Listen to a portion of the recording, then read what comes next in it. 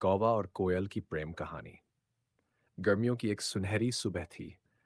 आम के घने पेड़ पर कोयल अपनी मीठी आवाज में गा रही थी। उसकी कुहू कुहू पूरे जंगल में गूंज रही थी। वहीं एक शाखा पर काला चमकता कौवा बैठा था जो चुपचाप कोयल को निहार रहा था। वह उसकी मधुर आवाज पर मोहित हो चुका था।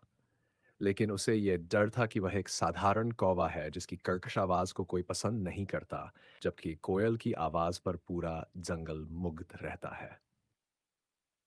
एक दिन कौवे ने हिम्मत जुटाई और धीरे से कोयल के पास जाकर बोला, तुम्हारी आवाज बहुत मधुर है, पूरा जंगल तुम्हें सुनना चाहता है।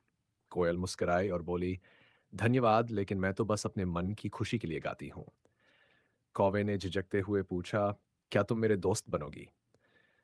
कोयल ने सिर हिलाया, क्यों, पर एक शर्त है, तुम्हें कभी अपनी आवाज को कमतर नहीं समझना चाहिए, हर किसी की अपनी विशेषता होती है।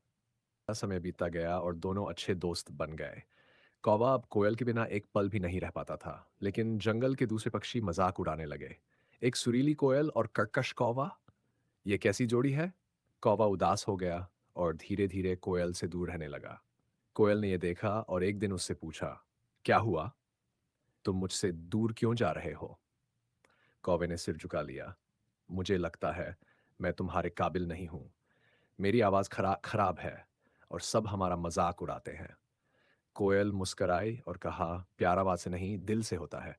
क्या तुम जानते हो कि जब मैं अंडे देती हूं तो तुम्हारे जैसे कौवे ही मेरी संतान की रक्षा करते हैं? तुम नन होते तो न जाने कितने मेरे बच्चे जीवित न रह पाते। कौवे की आंखें भर आईं। उसे समझ आ गया कि प्रेम आत्मा का संबंध है, नन की बाहरी सुंदरता का। उस दिन के बाद से कौवा और कोयल बिना किसी झिझक के साथ रहने लगे। जंगल में चाहे कोई कुछ भी कहे, उनका प्रेम अब अटूट था। कौवा अब पहले से ज्यादा आत्मविश्वास से भरा था और कोयल के साथ मिलकर जीवन के हर गीत को महसूस कर रहा था।